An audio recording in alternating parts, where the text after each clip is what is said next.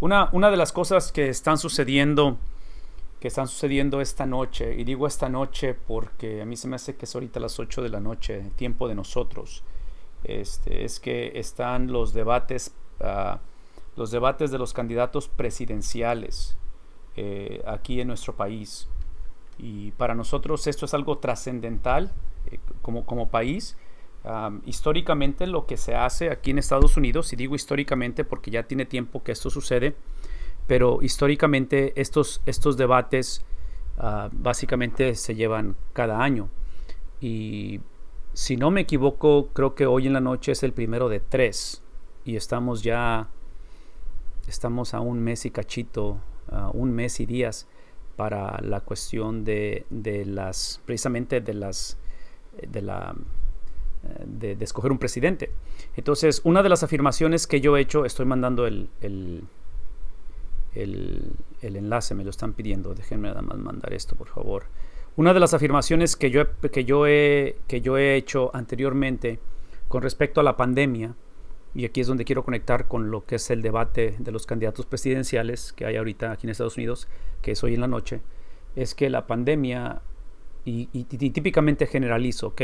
Y generalizar no es bueno, pero no sé de qué otra manera hacerlo, pero lo que ha hecho la pandemia es que ha expuesto la falta de conocimiento bíblico, estoy hablando de la iglesia, en cómo procesar o cómo navegar situaciones nunca antes vividas. Y parte de ello es porque por algún tiempo ya hemos argumentado esto, hemos hablado de esto, que trágicamente lo que ha hecho la iglesia, lo que estaba haciendo la iglesia hace 2000 años y lo que estaba haciendo el pueblo de Dios en el Antiguo Testamento, porque hoy estamos viendo los profetas menores, es precisamente no necesariamente negar a Dios, siempre y cuando Dios sea el Dios que responda a mis necesidades, a mis preguntas, a mis cuestionamientos, a mis incertidumbres, a los planes que tengo a futuro basado en mis circunstancias. Uno de los distintivos de la palabra de Dios es precisamente que es autoridad divina.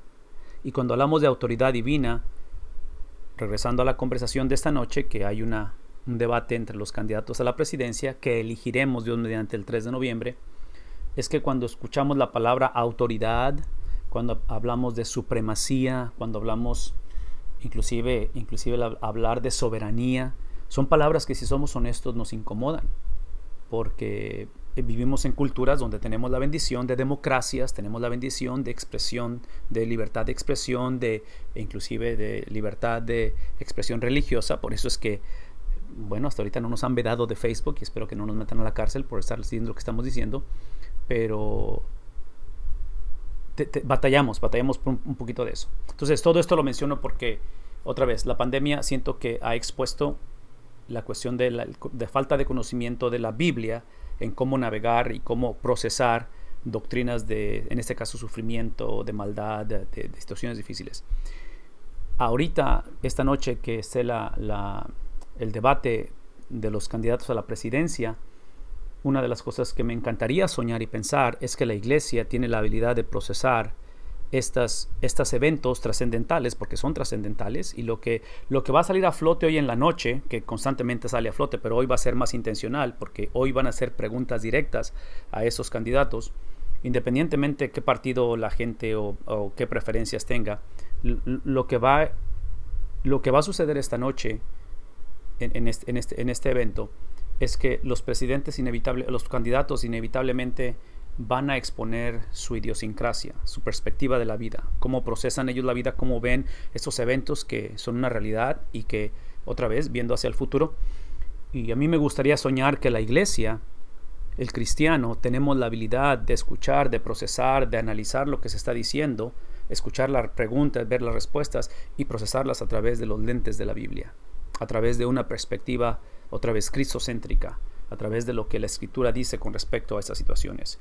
Lo que estamos haciendo esta noche, precisamente a través de los profetas menores, es ver o es retomar y de alguna manera hacer la conexión donde el pueblo de Dios, y me encantaría que lo que vamos a hablar hoy todo fuera positivo y fuera un sentido de avivamiento y de prosperidad del pueblo de Dios, pero la mayor parte de las cosas que vamos a hablar esta noche van a ser caóticas, van a ser lo que se le llama el crearse sufrimiento a sí mismo.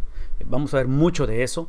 Y la razón, esa es la razón de esto, es porque en la medida en que Dios reveló, en la medida en que Dios presentó, escogió, predestinó, cualquiera que sea el término que quieramos usar, y se hace presente en el pueblo de Israel desde la antigüedad y a través de las edades, es bajo esa medida de revelación, que otra vez, si pensamos en el concepto de revelación, en el concepto de cómo escogió Dios, es simplemente la naturaleza de su amor. O sea, nunca vamos a encontrar, a través de la historia de la humanidad, nunca vamos a encontrar a una persona, a una familia, a una nación que esté clamando a Dios. Nadie busca a Dios por iniciativa propia, porque somos hijos del primer Adán. Entonces, basado en el hecho de que Dios es quien escogió, Dios es quien inició, basado en eso, basado en el amor que Él tiene o estableció por su propio nombre, es que eso crea el estándar o la medida en la que el juicio se va a hacer presente. Entonces, pensando en nuestras naciones, y digo naciones porque estamos conectados de múltiples países esta noche, y sabiendo y afirmando que Dios ha sido bueno, y aunque la situación es diferente y en diferentes contextos, es en la medida en que ha bendecido, en la medida en que a Él se ha revelado, es que Él establece sus juicios. Entonces, una vez más, todo esto lo menciono porque estamos por entrar en esta parte de aquí y me interesa mucho que tengamos precisamente otra vez esa perspectiva, ese entendimiento de las cosas que para mí es crucial en esto. Ok, uno más que voy a compartir. Sí, háblame. ¿Alguna pregunta? Ajá. Ok.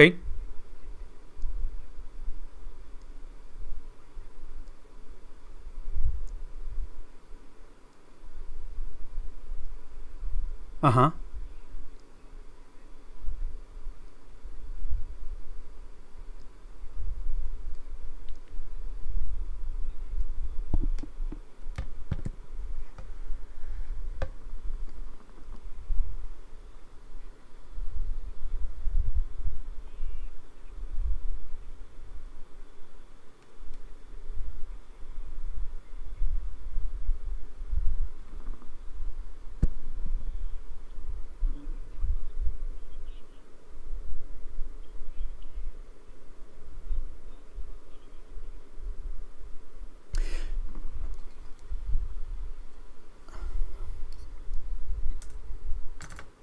Ujú.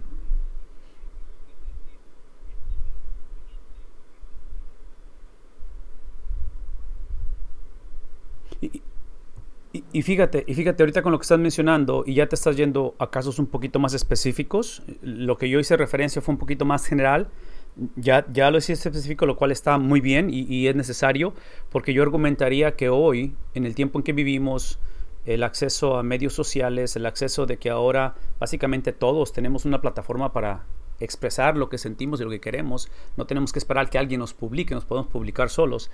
El reto que yo veo, y aquí es donde veo otra vez la pasividad o veo la falta de, no sé si es apatía, si es pasividad, si es ignorancia, si es conveniencia, no lo sé, pero uno de los errores que la iglesia hizo por muchos años, creo yo, es precisamente es la desobediencia al, al, al, al no hacer o no construir o no crear precisamente ese discipulado, ese entendimiento de la palabra de Dios, de cómo procesar en este caso el mundo de la política.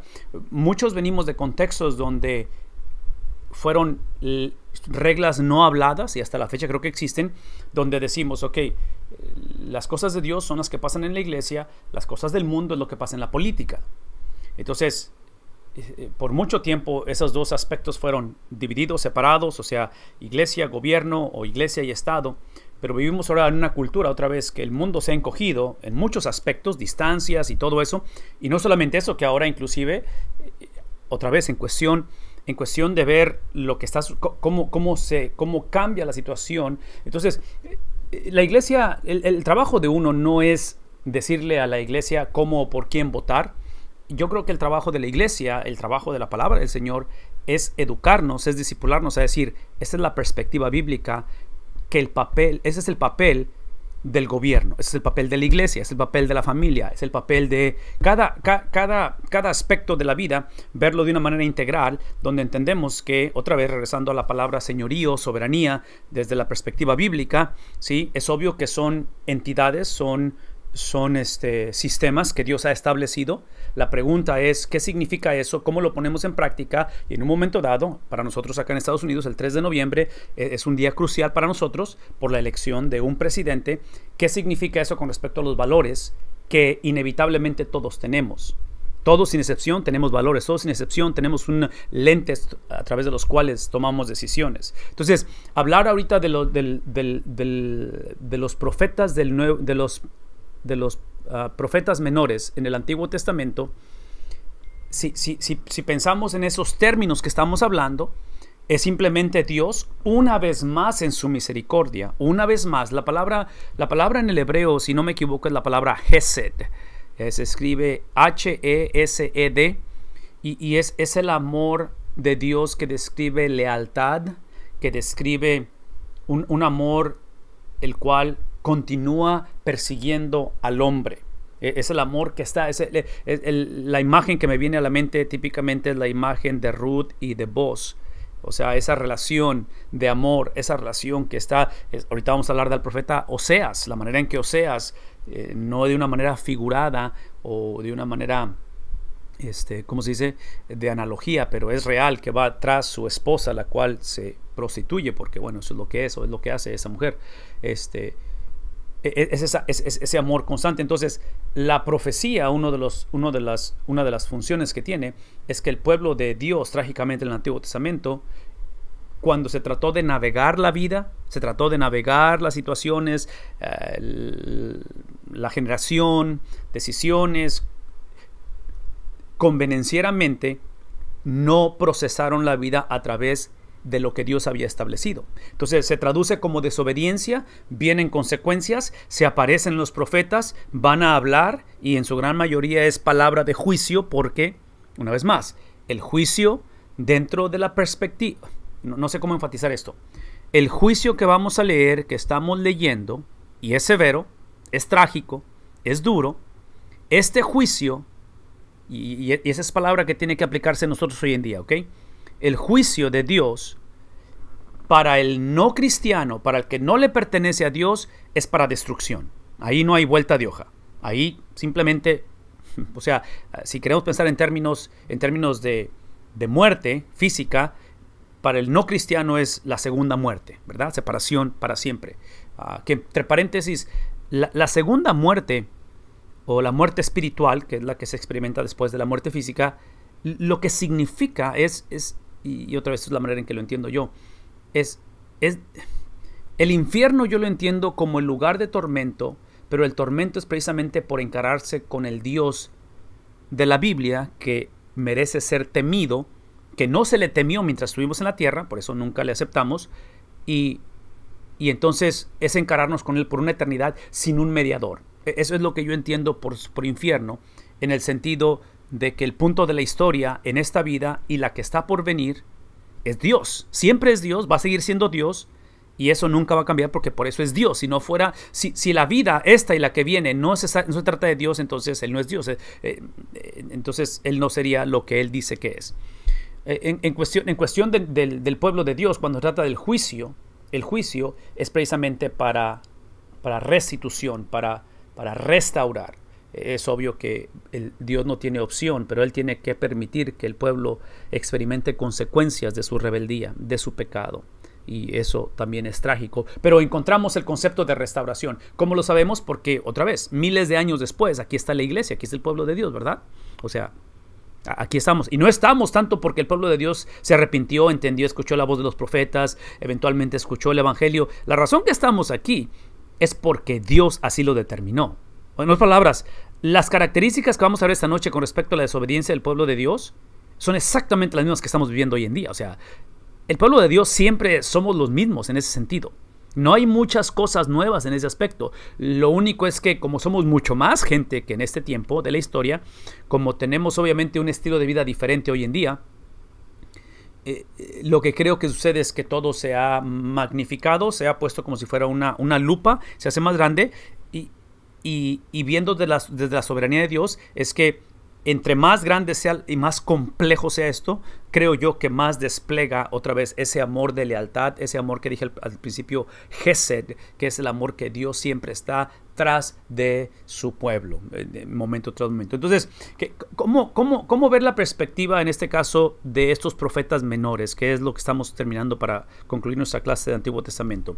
Tenemos que iniciar con el punto de la historia. El punto de la historia, y hemos dicho esto anteriormente, no es tanto que el Antiguo Testamento esté mal, es que el Antiguo Testamento está incompleto. Y hablamos de que está incompleto porque en este caso está apuntando, el Antiguo Testamento tiene que leerse y tiene que procesarse, su teología es a través del Nuevo. Eso no lo podemos exigir de ellos, de los personajes, profetas del Antiguo Testamento, porque ellos no tienen el Nuevo Testamento. Simplemente que nosotros lo tenemos y entendemos que el Antiguo se lee a través del Nuevo. Y cuando digo del Nuevo, necesito que escuchen esto claramente. Tengamos cuidado nada más en no imponer otra vez la teología del Nuevo en el Antiguo a expensas de no hacer esa transición y potencialmente no lidiar con lo que está viviendo la gente en este tiempo. Entonces es un balance en el cual tenemos que descubrir lo que el autor está diciendo, lo que el autor está implicando, lo que otros autores están diciendo, lo que los destinatarios entienden, pero eventualmente ese mensaje tiene que llevarnos a entender lo que está diciendo el Nuevo Testamento, porque eso es el cumplimiento. Y aquí termino con esto: el Nuevo Testamento, que otra vez es donde viene a descansar el Antiguo, eventualmente tiene que ser filtrado a través de la persona de Cristo, porque todo apunta hacia una persona. Entonces, por eso, cuando hablamos de Cristo como profeta, que es uno de sus oficios que él tiene, en sus notas que yo les he dado, él habla acerca de esta frase constantemente: de cierto te digo. Es simplemente donde está él afirmando su supremacía, Cristo, su supremacía sobre la ley. No es más, cuando él habla de cierto te digo, es la supremacía. ¿Por qué? Porque a través de la historia y lo que estamos viendo esta noche, son profetas que hablaban o que hablaron la palabra de Dios. Con Cristo no es un profeta hablando la palabra de Dios, es Dios el cual está hablando. Es Dios el cual está profetizando, es Dios el cual está enseñando. Y esto nos lleva a pensar o a entender, en este caso, que en Cristo lo que encontramos es un casamiento, una fusión entre lo que típicamente, de todo lo que hemos hablado, batallamos. Y aquí está la perspectiva bíblica, que si no la aprendemos, si no aprendemos esto y lo abrazamos antes de que lo necesitemos, esto es bien difícil de vivirlo. Y esto es lo que causa la falta de aprender estos principios, la falta de no asimilarlos y vivirlos y practicarlos antes de necesitarlos, es lo que causa en momentos cuando se necesitan y no se tienen, es lo que causa que muchos trágicamente tiremos la toalla, que muchos no terminemos la carrera, que muchos eventualmente estemos confundidos y seamos esclavos de las circunstancias. De lo que estoy hablando es precisamente el casamiento que hace la Biblia desde el principio, desde Génesis, nada más que convenencieramente lo hemos olvidado, de juicio y de justicia. De juicio y de justicia. La expresión más grande de juicio y de justicia es precisamente la cuestión de la cruz de Jesús. Porque es ahí donde el juicio de Dios se hace presente y donde la justicia de Dios otra vez se fusiona con ello. En el libro de Hebreos, por ejemplo, lo que encontramos, y aquí está lo hermoso, sí, lo hermoso de este juicio y justicia es de que nos lleva a alguien, no nada más a algo. Una vez más, en otras palabras, este es uno de esos temas de los cuales es importante asimilarlos, abrazarlos, predicarlos, enseñarlos en cuestión de doctrina, pero es como todo. Por favor, escuchen lo que voy a decir. Toda doctrina, cuando es bíblica, no parcialmente bíblica, no circunstancialmente bíblica, pero cuando es bíblica, toda doctrina lleva a acción. Cuando yo veo y escucho predicadores y maestros de la Biblia que hoy en día hablan acerca de que es tiempo de que pongamos en práctica lo que hemos abrazado y la iglesia no puede seguir nada más hablando de doctrina y nunca hacer nada, mi primera reacción, y es un poquito así defensiva, es que si la iglesia no está haciendo nada, el problema probablemente es la falta de una doctrina sana. Porque doctrina sana siempre se traduce en algo que se encarna. ¿Cómo lo sé eso? Pues precisamente en la persona de Cristo.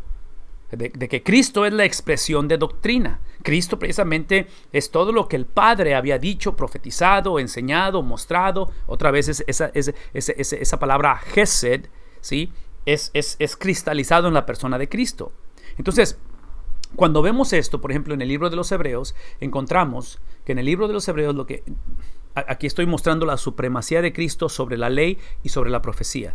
De que Cristo siendo un profeta, y Hebreos 1.1, si ustedes abren la Biblia ahorita, se van a dar cuenta que Hebreos 1.1 dice que la manera en que Dios habló a nuestros padres fue a través de los profetas. Y es obvio que lo hizo, porque es lo que estamos estudiando ahorita. Pero dice Hebreos, el escritor de Hebreos, ahora Él nos ha hablado a través de el Hijo. Entonces el punto aquí es de que importante que era el papel del profeta, y por eso estamos estudiando estos libros, tuvo una función y era necesaria esa función, ¿sí? En Cristo lo que encontramos es más que un profeta, encontramos a un miembro de familia. Y el hecho de que Cristo sea miembro de familia nos lleva de simplemente ver la profecía o la Biblia o las circunstancias. Y otra vez, aquí es donde es frustrante, porque como cristianos, si somos honestos, muchos cristianos creemos que en esta vida nos va a ir dependiendo de cómo nos portemos. Si obedecemos nos va bien, si nos portamos mal nos va a ir mal. Entonces, inclusive aquí se filtra la cuestión del Evangelio de la Prosperidad, porque el Evangelio de la Prosperidad dice que si tú das es para que Dios te bendiga. Y bueno, es una confusión grandísima, porque menciono todo esto porque observen que el propósito de Dios nunca fue simplemente la eliminación de pecado. El propósito de Dios no simplemente fue obediencia de su pueblo. El propósito de Dios fue el pueblo. Y basado en el hecho de que eres mi pueblo, que te escogí para mí, es que ahora viene la obediencia, ahora viene la santificación, ahora viene todo lo que típicamente el hombre o el cristiano quiere enfocarse a expensas de comprometer o de negociar esa relación con Él. Y aquí es donde otra vez entramos en cuestión de Cristo, que era necesario que Él no simplemente fuera un sacerdote, no era suficiente que Él simplemente fuera un rey y que fuera un profeta. Esos son los tres principales oficios del Antiguo Testamento. Él cumplió todo eso, pero más que todo eso, Hebreos dice que Él es un miembro de familia porque Él es el cumplimiento de todo eso. En este caso, o sea, la ley fue dada precisamente para describir, para trazar el patrón en el cual, bajo esos parámetros, bajo esos estatutos, es que el hombre iba a tener acceso a una relación, no nada más obediencia. Sí, por favor, escuchemos esto. El punto aquí no es obediencia, el punto aquí es relación que produce obediencia. El hombre es obvio que no pudo, por su desobediencia no pudo mantener esa relación o crear esa relación, entonces siempre estuvo corto de esa relación, de tal manera que eventualmente se aparece no solamente el rey, pero el rey de reyes, no solamente un profeta, no solamente un sacerdote, sino el sumo sacerdote, se aparece el Hijo de Dios, el cual él cumple todo eso, y es ahí donde encontramos, basado en Hebreos, que aun cuando Moisés fue un gran profeta, porque él está destinado como profeta, es que Cristo, basado en Hebreos, es superior a Moisés. Entonces, pensando en la audiencia de Moisés, en la audiencia de Hebreos, este tipo de enseñanza es trascendental. Por eso es que estoy enfatizando esta noche de que conforme leemos estos profetas menores, tenemos que filtrarlos a través del carácter de Cristo. Porque el hecho de que nosotros somos una cultura, una generación después del Antiguo Testamento, digo cumplimiento, después del Nuevo Testamento, digo cumplimiento, y después de la venida, muerte, resurrección de Cristo y ascensión, eso nos hace automáticamente responsables de entender que en este caso, importante que fue Moisés, y para esta audiencia que está hablando Hebreos en particular, es extremadamente importante Moisés, porque es el dador de ¿qué cosa? Es el dador de la ley. Entonces, es importante Moisés, pero Hebreos va a decir, sí, es más importante Jesús que Moisés. Esto implica, y es como lo ilustra Hebreos, él va a decir que Moisés, el cual fue fiel en la edificación o en la construcción o en la cuestión de, otra vez, la casa, y ese término de casa típicamente en el Antiguo Testamento es el pueblo de Dios, en el Nuevo Testamento es la iglesia. Entonces Moisés se le atribuye la creación de esta nación y eventualmente ustedes sabemos que de ahí va a venir esta promesa, pero observen que Hebreos lo que va a decir es que básicamente, lo que está en la pantalla básicamente está diciendo esto. Importante que fue Moisés, fundador, caudillo, gran líder, increíble persona. O sea, el hecho de que él caminó con Dios, habló con Dios, él fue el que recibió la ley, el dador de la ley, el cual eventualmente no va a conocer la muerte aparentemente porque se lo lleva el Señor, es el que se aparece con Cristo en la transfiguración. Moisés es alguien especial, ¿me explico? Es algo especial y Hebreos va a decir, ya sí lo es. Pero el punto es de que Moisés le trabajó a Cristo porque el dueño de la casa es Cristo. Y Moisés solamente ayudó a edificar la casa. Entonces, escuchemos esto de esta noche a través de esos lentes, a través de esa experiencia, porque es importante ver la supremacía de Cristo a través de todo esto. Y por favor, escuchen lo que usted puede decir. No leamos, porque estamos por entrar a los profetas, no leamos profecía del Antiguo Testamento y Nuevo Testamento simplemente con un concepto bíblico de decir que Jesús es superior o supremo o es el punto o es la razón de todo esto. No simplemente lo afirmemos teológicamente, doctrinalmente o de una manera de concepto, pero tal vez lo que me interesa esta noche, regresando por la urgencia en que estamos como nación, nosotros en Estados Unidos, y sé que el resto del mundo está en la misma situación, donde tenemos que ver la supremacía de Cristo sobre todas las cosas, especialmente cuando las cosas están fragmentadas, cuando el mundo va en decadencia, especialmente cuando lo que estamos viendo no es solamente frágil, pero es gobernado por el príncipe del aire. Entonces, como nunca antes, yo argumentaría, nuestra generación no necesitamos un mejor presidente. Como nunca antes, no necesitamos nuevas leyes, reformas, mejores iglesias. Todo eso yo creo que es importante y en su misericordia el Señor nos permitirá ver eso. Pero como nunca antes, lo que necesitamos es la exaltación de la supremacía de Cristo, independientemente de las condiciones. Porque una vez más, el problema de la iglesia, como lo fue para el pueblo de Israel en el tiempo de los profetas, era su codependencia a las circunstancias, su confianza en el Dios de la Biblia que dependía de lo que percibían. Entonces, si la cosa estaba bien, confiaban en Dios, pero cuando la cosa no estaba bien, se prostituían, se iban tras otros dioses. Entonces, hoy en día que estamos en una condición, otra vez, bastante retadora en muchos aspectos, oramos por la dirección de Dios, oramos por la sanidad de nuestra generación, oramos por la restauración económica de los países, oramos por los líderes de nuestros países, oramos por la iglesia conforme regresamos y la gente regresa y todo eso es necesario y necesitamos hacerlo. Pero el punto de esto es que, y el punto de la profecía en el Antiguo Testamento es la supremacía, la exclusividad de Dios, que en este caso, una vez más, Dios en su soberanía, en sus designios y por amor a sí mismo y por su pueblo, Él va a usar, y escuchen esta palabra, Él va a usar su juicio, el juicio de Dios, lo va a usar para atraer al pueblo a retomar y a reafirmar la supremacía. Entonces, naciones como las de nosotros, Estados Unidos esta noche, conforme está el debate o está por empezar el debate de los candidatos de la presidencia, parte de la intervención divina es precisamente ver la supremacía de Dios desplegarse. Y yo creo que parte de la supremacía, y esta es la parte retadora que quiero que escuchen, la supremacía de Dios ha sido encomendada, ha sido depositada, ha sido comisionada a su iglesia. Entonces, por eso una vez más, importante que es para mí lo que estos candidatos de la presidencia van a decir esta noche, es para mí de más importancia que tengamos una generación de cristianos, ancianos, edad media, jóvenes y niños, que cuando escuchemos lo que dicen nuestros líderes, cuando escuchemos lo que pasa a nuestro alrededor, tengamos la habilidad de procesar las circunstancias a través del Dios que es supremo. Y que tengamos la habilidad de hacer la conexión en lo que creemos de la supremacía de Dios conectada con la realidad que estamos viviendo. Porque creo que eso es lo que están haciendo los profetas. Sí, dime, háblame. El mensaje que vas a encontrar en la Biblia con respecto al pueblo de Dios, Antiguo Testamento, Nuevo Testamento con la iglesia, el reto, este es el reto, sin minimizar la fragmentación de la sociedad en cada generación, porque siempre ha habido caos, siempre ha habido situaciones difíciles. El reto siempre ha sido no tanto lo que la sociedad o los gobiernos hacen. El reto ha sido, una vez más, lo que dije al principio, ya sea la pasividad de la iglesia, ya sea la indiferencia de la iglesia, o ya sea que la iglesia negocia el papel que le fue dado a la iglesia en el mundo, independientemente en qué gobierno o en qué sistema se encuentre la iglesia o en qué generación.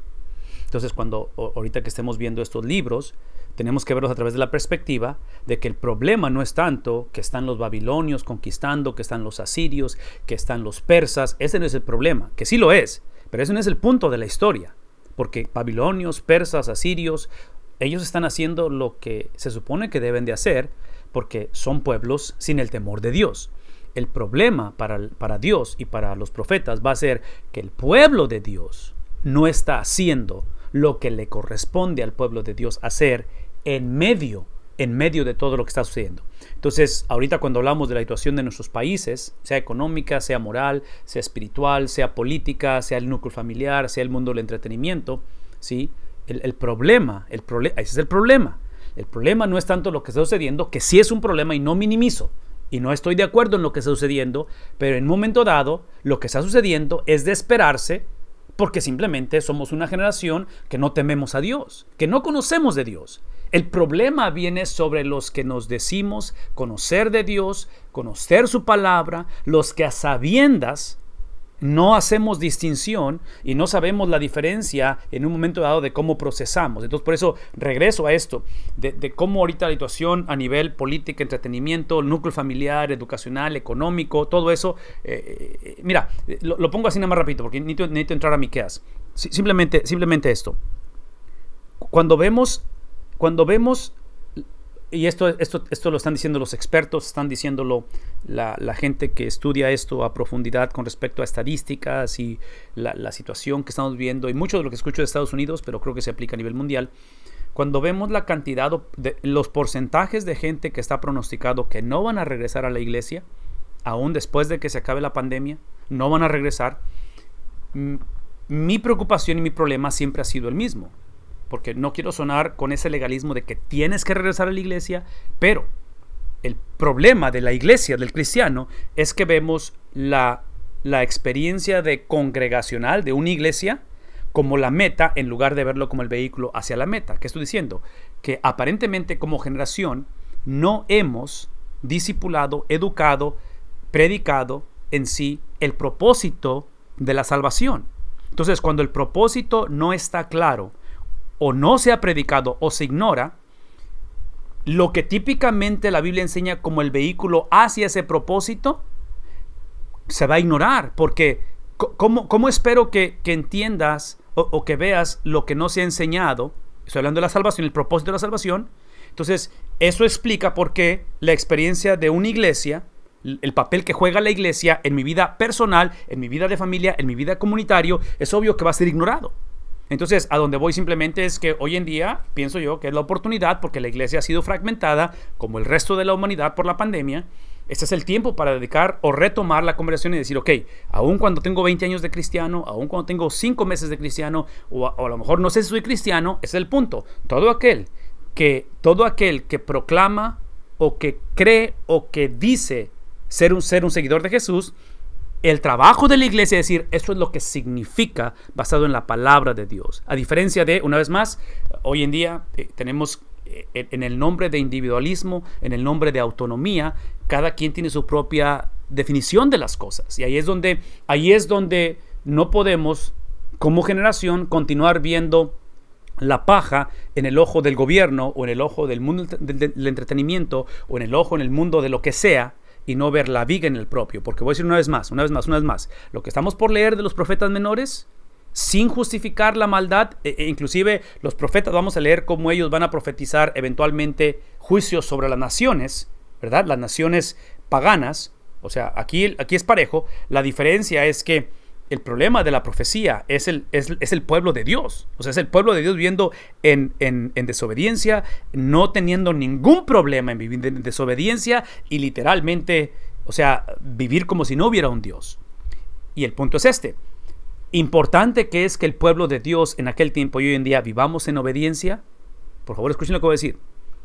la obediencia, la consagración, la santificación, que significa el ser puesto aparte, es el vehículo hacia algo más grande. Entonces el problema con Dios, con el pueblo de Dios en aquel tiempo y hoy en día, es precisamente esa relación, es esa fragmentación donde desde un principio el Señor siempre ha deseado, siempre, o sea, es la razón por la cual no solamente fuimos creados, pero es parte de la razón por la cual Cristo eventualmente va a venir, y es esa relación que emana y produce la obediencia. Entonces, esa confusión hoy en día es el producto de lo que vemos a través de la palabra de Dios, y simplemente creo que estamos en un tiempo en el cual necesitamos retomar esa conversación. Miqueas está en el... déjenme compartir mi pantalla rápidamente porque es importante para mí retomar esto con respecto a la... Si están viendo ahí la gráfica del tiempo, ¿verdad? Entonces quiero que nos ubiquemos rápidamente porque cuando observen aquí... Ok, digo observen, pero pues ya lo puse la cosa. Déjenme quitarlo otra vez. Observen lo que está en la pantalla que dice Miqueas y luego tiene octavo y luego tiene la S. Eso nada más lo puse para referencia mía y bueno, para todos, pero tiene que ver con la cuestión de que es el octavo siglo, el siglo 8, y la S es que es del sur, porque para este tiempo esta profecía está dada con reino dividido.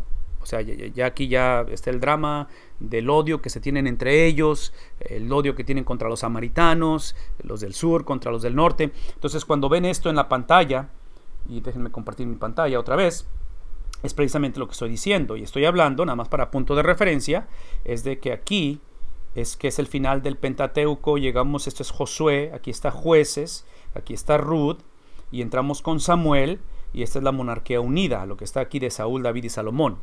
Entonces a raíz de, otra vez, de no hacer lo que debieron de haber hecho, Salomón, en su consecuencia de todo lo que hace y su triste historia es que termina con la idolatría, que sus hijos dividen el reino, y aquí es donde esta línea de abajo continúa y la línea de arriba se crea, que básicamente es el reino del norte. Entonces cuando hablamos de estos profetas, lo que está en la pantalla, si es que todavía lo alcanzan a ver, por eso tiene la S, porque está en el sur. En el sur son 12 tribus y se va a dividir 10 en el norte, 2 en el sur. Entonces Israel muchas de las veces en la Biblia, a esas alturas, es el reino del norte, no es toda la nación, no son todas las 12 tribus. Algunas veces es toda la nación. Y puedo pensar en el pasaje de Jeremías. ¿Qué es el pasaje de Jeremías? 31 creo que es, donde habla acerca de cómo Dios va a restaurar y va a poner en ellos la ley, el nuevo pacto, ¿sí? Y habla de cómo va a ser para Israel. Y esto que está diciendo Jeremías, que básicamente Jeremías, si ustedes vienen aquí a la línea del tiempo, observen dónde está Jeremías. Jeremías está acá, donde observen, aquí está la línea de lo que es el reino del norte, y aquí se acaba el reino del norte, porque son los asirios que van a venir y van a destruir precisamente a Samaria, la capital, al reino del norte, los van a llevar presos, cautivos, exilio y todo eso. Cuando Jeremías se aparece, observen eso, cuando Jeremías se aparece en la historia, ya estamos básicamente en el tiempo de lo mismo que les pasó a los del norte, les va a pasar a los del sur, que están aquí abajo, y el año es el 586, aquí donde está este número 7, y a donde voy es esto, el pasaje que estoy haciendo referencia de Jeremías, cuando está profetizando y está hablando acerca de esta nueva ley, este nuevo pacto, que ya no va a ser escrito en tablas de piedra, pero lo voy a escribir en sus corazones. Ahí en ese pasaje Jeremías menciona a Israel, pero es obvio que no está hablando de Israel como reino del norte, porque ya no existe el reino del norte. Entonces ya aquí lo que está hablando de este nuevo pacto que va a incluir, por favor escuchen lo que estoy diciendo, porque está hablándoles al pueblo de Dios que es el reino del sur, pero ya está en exilio, porque ya está la devastación y todo eso, y en esta promesa, en este pacto que viene, que obviamente es el cumplimiento del pacto de la gracia a través de Cristo, va a incluir no solamente el reino del norte, que son los hermanos o medios hermanos tuyos, hablando entre los judíos, pero es un reino universal. Entonces, todo esto es una bofetada para el judaísmo, todo esto es una bofetada, sobre todo cuando piensas que parte de ese reino que está hablando Jeremías, cumplido en Cristo, va a incluir a gentiles. O sea, una vez más, son conceptos difíciles de entender hoy en día en nuestra cultura, porque aunque tenemos racismo hoy en día, por todos lados hay el racismo, por todos lados hay prejuicios, literalmente no se compara con el racismo que había en estas generaciones. O sea, estamos hablando de que tenemos que hacer un esfuerzo muy grande para realmente entender lo que es la interpretación de estos pasajes, porque no es solamente la condición del autor, que en este caso es Jeremías, pero también la audiencia, que es un pueblo que está en exilio. En fin, todo esto lo estoy mencionando para hacer referencia de que quiero que vean aquí conmigo rápidamente esto, porque estamos en Miqueas y observen dónde está Miqueas, ¿sí? Esto que está aquí es el siglo 8 y observen cómo toda esta escritura, esta profecía se encuentra en lo que es paralelismo o ¿cómo se le llama esto? Sí, o sea, son evidencias paralelas, es la literatura en paralelismo en cuestión de interpretación con primer y segundo de Reyes, que está aquí, y el segundo libro de Crónicas. Entonces, cuando predicamos un libro de estos, ¿sí? Sea Miqueas, sea Isaías, sea Amós, sea Jonás, cualquiera que sea, tenemos que considerar lo que estos libros dicen aquí abajo simultáneamente. Y aquí es donde entran las herramientas como los comentarios de Dr. Bob, porque él nos presenta, ¿cómo se le llama? Gráficas, donde te pone los pasajes, por decir de Miqueas o de Isaías, el profeta que estamos hablando, y te los pone con referencia de esta profecía que menciona en el capítulo 3, por ejemplo. Dr. Bob te va a poner la referencia en el segundo libro de Reyes. O sea, ahí está la conexión. O está hablando de este rey, profetizando en contra de este rey, ya sea un rey de Israel o sea un rey de Judá, cualquiera que sea, y está haciendo referencia en Crónicas o lo que sea. Entonces, todo es importante, por eso es que estamos teniendo este tipo de estudios y crear este tipo de oportunidades de tener acceso a estas herramientas. El punto simplemente es esto, por favor, y no sé si quieran ustedes ahí en sus notas hacer alguna, y otra vez, pues, que tuvieran esto con ustedes, porque por eso tienen ahí el acceso a la página, pero comentario bíblico gratuito. Pero observen que aquí está Miqueas, que es donde estamos, un profeta del siglo 8, Isaías, profeta del siglo 8, estos dos profetas profetizan en el reino del sur. Mi punto es es Judá, ¿verdad? Su capital es Jerusalén. Reino del sur. Son contemporáneos con estos tres, con Jonás, con Amós y con Oseas. Entonces mantengan esto en mente conforme hablamos esta noche, porque eventualmente nos vamos a mover a los profetas del siglo 7, que es el que sigue, y estamos aquí, bueno, aunque estamos cubriendo nada más los menores, que en este caso serían Nahum, Habacuc y Sofonías, ¿sí? Con contemporáneos de estos profetas mayores, que ya los cubrimos, Jeremías, Ezequiel y Daniel. Eventualmente viene el exilio a través de los babilonios, ¿verdad? Babilonia viene y Nabucodonosor y va a hacer todo lo que iba a hacer. Eventualmente es derrotado por los persas, y a través de los persas es que viene un segundo éxodo, que es cuando permite que regresen los esclavos, que regresen a sus tierras, no nomás los judíos, pero todo lo que habían conquistado que regresen. Y ahí es cuando encontramos esta era, vean lo que está aquí, esta era, a ver si lo puedo mover, sí, esto que está aquí es la era post-exílica. Esto es el exilio, ¿verdad? Aquí está la primera caída, en el número 6 que está aquí está la caída del reino del sur, que es donde es la destrucción del templo, vean esto, del templo que había construido. ¿Quién construyó el templo? Salomón, ¿recuerdan? Aquí construyó Salomón el templo. Ese templo es destruido aquí en el 586. Nos vamos a los exilios y eventualmente entramos en la era post-exílica, que es esta. Y en la era post-exílica encontramos esos grandes pilares de esa era post-exílica, como por ejemplo Nehemías, que está aquí. Encontramos a Esdras, encontramos a los profetas, que vamos a hablar ahorita de ellos, de Abdías, Joel, Ageo, Zacarías, y eventualmente acá está Malaquías, aquí está Esther. Todos estos son de la era post-exílica, es después del exilio. Este es tiempo de reconstrucción, es tiempo en el cual, ustedes recuerdan la historia, Esdras van a encontrar las copias de lo que se cree que es el libro de Deuteronomio, lo van a leer, va a predicar un sermón que la gente está literalmente con un llanto pidiendo perdón, y en fin, ustedes conocen todo eso, ¿verdad? Es parte de la historia de ello. Ok, espero que esto ayude un poquito para hacer referencia, porque ahora sí, aquí en sus notas hablamos de Miqueas, ¿ok? Profeta del sur, siglo 8. Tanto Miqueas como Amós están en el reino del norte, contemporáneos, condenan los pecados sociales de los poderosos y los ricos. ¿De dónde? Del pueblo de Dios. Del pueblo de Dios. Aquí está la referencia, Miqueas 2 al 3. No tenemos tiempo para leer los pasajes, pero ahí está la referencia para que ustedes puedan verlo.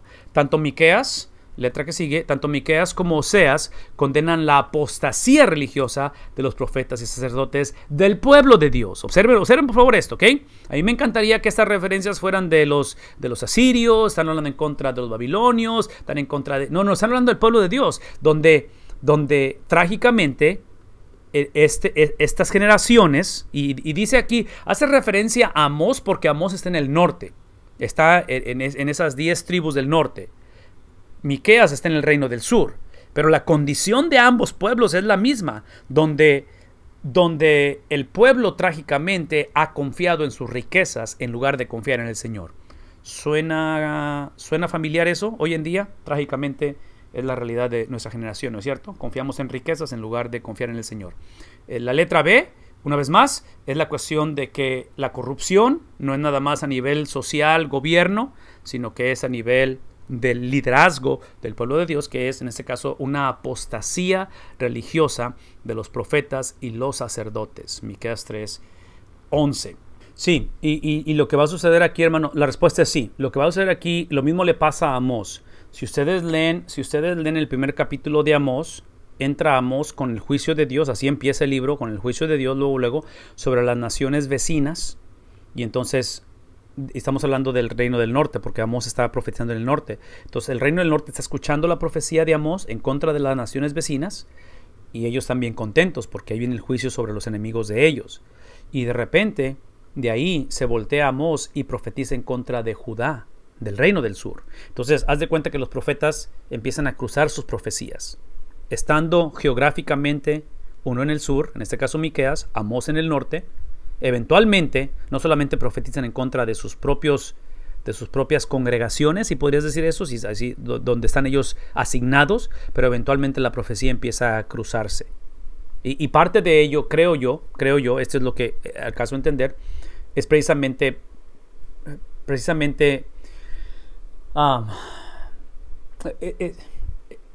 el problema que vamos a encontrar, otra vez, ya lo mencioné, es la cuestión del racismo, el prejuicio, la cuestión del elitismo, la cuestión de supremacía, que eventualmente se traduce, ese es el punto, se traduce todo eso de elitismo. Estoy hablando entre ellos, ¿verdad? Entre como hermanos, reino del norte, reino del sur, o sea, se odiaban. La tensión es tan grande entre ellos, que humanamente hablando, o políticamente hablando, o religiosamente hablando, o de una manera étnica o racial, todo potencialmente puede ser justificable. Está erróneo, pero es justificable que se tengan ese odio. Lo trágico de eso, porque la Biblia la presenta de una manera integral. No hay separación entre, hey, yo adoro al Señor, pero no me llevo bien con la suegra. Eso no existe en la Biblia, ¿verdad? No existe tal cosa. Donde yo amo a Dios, pero tolero aquí al pariente. Entonces, el punto es de que esa perspectiva de prejuicio que había entre ellos como el pueblo de Dios, eventualmente se tradujo donde ellos esperaban a un Dios que estuviera de acuerdo con ellos, con el prejuicio que ellos tenían, de tal manera que si yo me siento superior a mi hermano, eventualmente me siento superior delante de Dios, así es que Dios tiene la obligación de bendecirme.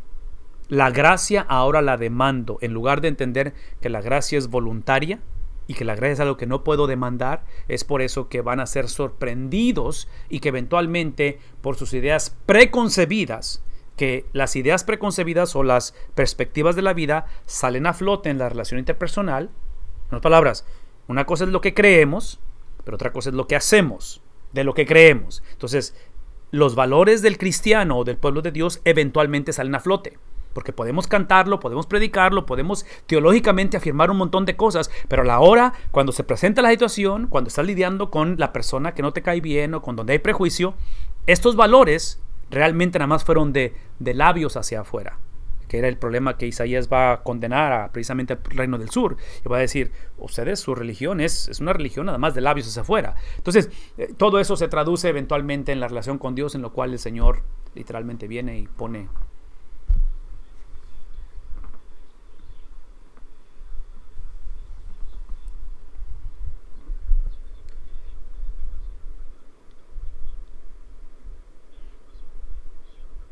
Definitivamente.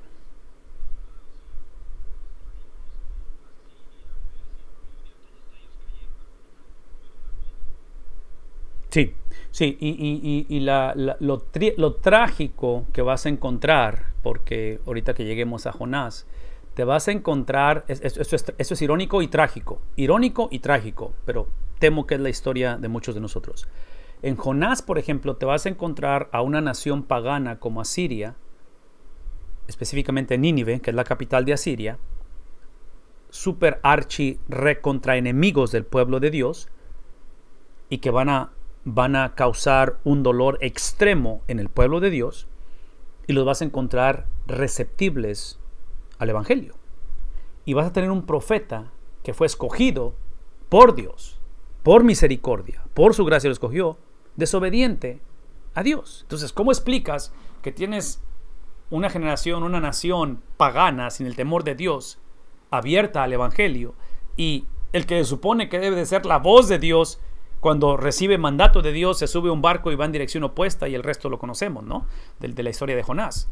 Entonces, eso es irónico, y es la historia, creo que es del pueblo de Dios, de la iglesia hoy en día, de nosotros hoy en día. Entonces, por eso leemos este tipo de escritos, este tipo de literatura antigua, con un sentido de convicción, con un sentido en el cual, otra vez, cuando vemos nuestra generación hoy en día, vemos la cultura, vemos el entretenimiento, vemos lo que está sucediendo, no podemos como iglesia seguir simplemente diciendo: esta gente, qué bárbaros, pobrecitos, mira la necedad del hombre. No, tenemos que empezar con la casa, con nosotros mismos, ¿verdad? Por eso es que hemos hablado de esto. Pero sí, eso es lo que te refieres, hermano, definitivamente.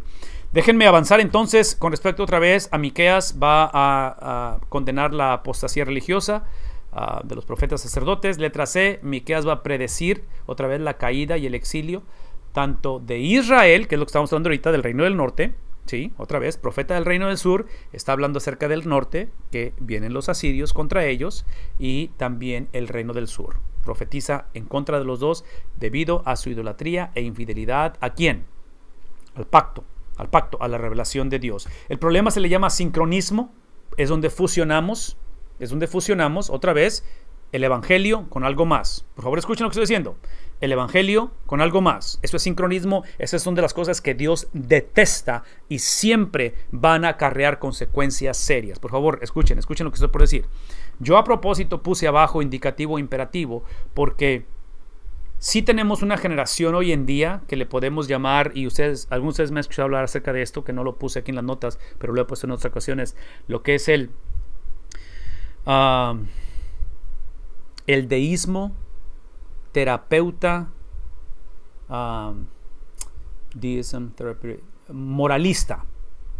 Deísmo terapeuta o terapeuta moralista. Son esas palabras de deísmo terapeuta moralista, que simplemente está diciendo, aquí es donde voy con esto, por favor, porque esta cuestión del sincronismo es que tenemos una generación en el Antiguo Testamento que simplemente tomó la ley, tomó los principios enseñados por sus padres y simplemente los mezcló. Y parte por qué lo mezcló, escuchen lo que voy a decir, parte porque mezclaron la ley, el monoteísmo del judaísmo con otras religiones, es porque perpetuaron, escuchen lo que voy a decir, perpetuaron lo que Salomón hizo, se casaron con otras creencias. La Biblia no condena el matrimonio interracial, la Biblia condena el matrimonio de interconvicciones, interfe. Y no sé si está bien dicho eso en español, pero a donde voy simplemente es que se está perpetuando la misma mentalidad. Entonces, es el tipo de generación que no negaban en su totalidad la creencia de sus padres, la ley y todo eso, o por lo menos pensaban que no lo negaban al negociarlo con otras cosas. Realmente eso no existe, esa es una fantasía, no existe tal cosa como negociar o fusionar el evangelio. En el momento en que lo fusionas con algo más, deja de ser el evangelio. Espero que esta noche estén de acuerdo conmigo. Una vez más, en el momento en que el evangelio es negociado, es fusionado, el problema de esta generación que estamos leyendo y de nuestra generación hoy en día, así es que, véame tantito, voy a hablar acerca de nosotros tantito, ¿ok? El problema de nuestra generación no es tanto que fusionamos el evangelio. ¿Saben cuál es el problema? Es que cuando lo fusionamos, no sabemos que lo estamos fusionando. Ese es el problema más grande que hay. Es un problema serio. Y eso se debe, una vez más, a la falta de la distinción entre indicativo e imperativo. Entonces, una vez más, dentro de nuestras prácticas, dentro del crecimiento de la iglesia, dentro del evangelismo que estamos haciendo, dentro de las misiones, plantación de iglesia, que nada de eso nos debemos de oponer es la obra del Señor. Potencialmente nos hemos enamorado más de los sistemas de servicio al Señor. Potencialmente nos hemos enamorado más precisamente de lo que podemos hacer en el nombre del Señor que realmente de la presencia o el carácter de Dios. ¿Por qué menciono esto? Porque dentro de la iglesia, el problema que tenemos hoy en día es el sincronismo de que sin saber lo que hemos hecho, hemos predicado y hemos dicho que el indicativo, que es la obra exclusiva de Cristo, la hemos literalmente negociado o la hemos intercambiado, y lo que hacemos o decimos sin hacer o sin decir, o sea, lo hacemos por ignorancia, lo hacemos por conveniencia, es que pensamos que la conducta del cristiano es precisamente la salvación del cristiano. ¿Cómo lo sé esto? Precisamente por la manera en que estamos divididos. Hoy en día en la cuestión política, en la cuestión de preferencias, en las películas que vemos, en lo que celebramos, en lo que permitimos, en las etiquetas que nos ponemos, todo eso está hablando de conducta. Y trágicamente esa conducta, independientemente cuál sea, la del hijo, la de la tía, la del hermano, la de quien sea, trágicamente la etiquetamos como cristianismo. Y voy a decir una vez más, la conducta del individuo no es el cristianismo. Eso es lo que produce el cristianismo. Entonces, si la conducta mía, la conducta de mis hijos, la conducta de mi hogar, la conducta de mi iglesia va en contra de la conducta de Cristo, el problema es la doctrina. El problema es Cristo. El problema no son las circunstancias, ni lo que siento, ni lo que quiero, ni lo que pienso, ni la manera en que yo pienso que nací o que tengo estas preferencias o que ya salí del closet y todo eso. Esas conversaciones las podemos tener todo el santo día y podemos negociarlas, podemos hablarlas, podemos nutrirlas, podemos amarnos, cantar, llorar y abrazarnos, pero tenemos que llegar a un punto en el cual en la conversación tenemos que entender que la salvación es exclusivamente la conducta de un carpintero que caminó sobre la faz de la tierra como cumplimiento a estas profecías hace 2000 años. Esa conducta de él exclusivamente, ese es el evangelio. Y mientras no aclaremos eso, vamos a seguir siendo una generación confusa, con sincronismo, fusionando, practicando, diciendo, llevando, poniendo, dándonos crédito, desanimándonos, tirando la toalla, la clásica de cristianismo carnal, lo cual es antibíblico, hablando de que necesitamos nada más un reencuentro con Cristo, lo cual no es cierto. Lo que necesitamos es arrepentirnos. Eso de que un reencuentro con Cristo suena como, otra vez, ya no quiero hablar de eso. Vamos a movernos ya, que si no... inmoralidad, otra vez, idolatría, racismo, abuso, encontramos otra vez, ese es el problema, cuando hacemos esa fusión de cosas, ¿no es cierto? Entonces, eso es parte de lo que está sucediendo en el siglo VIII. En el sur, en el norte, no cantamos más las rancheras porque está Jonás, y acabo de hablar de Jonás un poquito mal porque ya lo introduje al profeta un poquito negativo, porque otra vez por su desobediencia al Señor, ¿ok? Una vez más, ¿puedo usar a Jonás como ejemplo? La desobediencia de Jonás, que fue trágica, la desobediencia de Jonás, que lo lleva casi a la muerte, ¿verdad? Escuchen, la desobediencia de Jonás no es el evangelio. En otras palabras, su llamamiento, su salvación no depende de su estilo de vida, pero porque eres salvo, tienes que vivir el estilo de vida de Cristo. Entonces no es opcional, no es opcional. En otras palabras, cuando el cristiano escoge desobedecer a sabiendas de... Es obvio que somos doblemente responsables. Es obvio que estoy pensando en Mateo capítulo 25, estas parábolas que habla de administración, ¿no es cierto? De cómo, inclusive Lucas habla de que al que se le dio mucho, mucho se le va a demandar, al que se le confió mucho, mucho se espera de él, que es el problema de estas generaciones, donde los profetas están entrando en la historia del pueblo y están demandando lo que se les dio. Por favor, escuchen lo que voy a decir. La pregunta es, ¿qué es lo que se les dio a estas generaciones? ¿Qué es lo que se le dio al pueblo de Dios que ahora los profetas están demandando que respondan? Y yo sé que la respuesta están pensando que es la ley, pero déjenme decirles una cosa. Lo que se les dio a estas generaciones, al pueblo de Dios, es Dios mismo. Dios se dio a ellos mismos. No estén de acuerdo conmigo en eso. ¿Por qué menciono eso? Lo menciono porque otra vez, como iglesia, lo que se nos ha dado no es simplemente vida eterna, un cielo, no es simplemente gozo y paz en medio de la tormenta. Lo que se nos ha dado, lo que se ha entregado a la iglesia es literalmente Dios mismo. Entonces, por eso es que vamos a dar cuenta de ello, ¿no es cierto? Este libro demuestra, Jonás, claramente el poder y soberanía de Dios sobre la revelación, naturaleza y naciones. Subrayen eso, por favor. El punto aquí es la soberanía de Dios. ¿Por qué? Porque el juicio de Dios, vean esto, y ese es un principio que va a ser un poquito controversial y a lo mejor no atractivo, pero se dan cuenta que el común denominador, y voy a regresar otra vez a mi línea del tiempo de Dr. Bob, vean lo que está aquí. Cuando hablamos de estos profetas que están aquí, todos estos, aquí están, bueno, desde aquí para adelante, ¿verdad? Todo esto, y la profecía que es sobre el reino del norte, el reino del sur, por favor vean eso, no lo pierdan. Acá arriba están las naciones, los imperios mundiales, Egipto, Canaán, Filistea, Siria, Asiria, Babilonia, Persia, y eventualmente son los griegos y eventualmente los romanos. La profecía de estos hombres, de estos profetas, incluye a estas naciones. E históricamente sabemos que viene su decadencia. ¿Qué estoy diciendo? Simplemente lo que estoy diciendo es que estoy afirmando lo que está en la pantalla. La soberanía de Dios. Mi punto es que Dios es soberano de su pueblo, de los que no son su pueblo, de este mundo, de esta generación, de cada generación. La soberanía de Dios no depende si le obedecemos, si le rechazamos, si le amamos, si nos desanimamos. Eso no altera absolutamente nada con respecto a la soberanía de Dios. Y Jonás lo va a demostrar. ¿Cómo lo va a demostrar? Dios tiene la libertad de actuar más allá de su pacto con Israel. ¿Por qué lo va a hacer? Bueno, lo va a hacer de esta manera. En este libro los gentiles, los que van en el barco con Jonás, son religiosos y buscan a Dios, mientras el profeta hebreo es rebelde. ¿Y qué hace? Otra vez, al principio, hace rato hablé acerca de los de Nínive, que van a ser receptibles, y por eso Jonás no quería ir, ¿verdad? Porque Jonás decía, es que te conozco, tú eres un Dios de misericordia. O sea, yo sé que si yo les predico, se van a arrepentir. Y él no quería, por el racismo, por la tensión racial, étnica, el odio que había entre ellos como pueblo, él no quería que se salvaran. Pero dentro de los que van en el barco, cuando Jonás va en desobediencia, observen esto. La Biblia no dice en Jonás que estos marineros o estos ninivitas simplemente se convirtieron al monoteísmo, se convirtieron a Dios. Lo que está diciendo la Biblia, especialmente en el barco, es que lo que hicieron es que como eran politeístas, o sea, en este tiempo, en esta generación, era una variedad, una diversidad de dioses, ¿no es cierto? Entonces, era la cuestión de que culturalmente todo era permisible, todo era celebrado, todo era aceptado.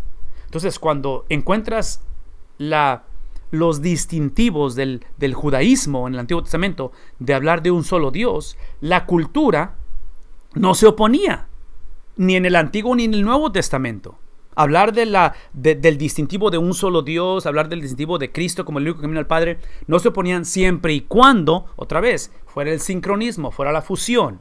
Entonces, lo que encuentras en la historia de Jonás en la barca, cuando está la tormenta, y cuando finalmente se dan cuenta que ninguno de sus dioses, estoy hablando de los que están en la barca, no está funcionando el asunto, y recuerdan que hay alguien que está tomando una siesta, que es Jonás, van y lo despiertan y le dicen, hey, ya se nos acabaron los cartuchos de todos los dioses que tenemos y esto no funciona.